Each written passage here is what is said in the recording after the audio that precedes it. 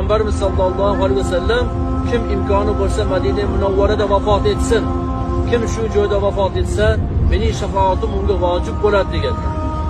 Shuning uchun Madina Munavvarada jon taslim qilmoqlik butun dunyo mo'min musulmonlarining orzusi. Kimga muvaffaq bo'ladi, kimga yo'q, bu Allohning o'zigagina ma'lum.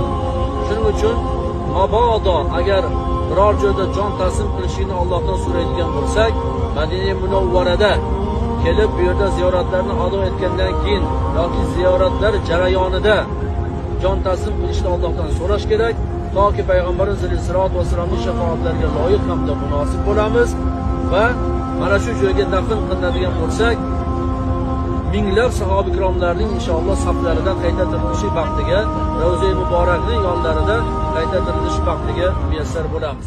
Peygamberimiz sallallohu alayhi vasallam kim imkoni bo'lsa Madina Munavvarada vafot etsin, kim shu joyda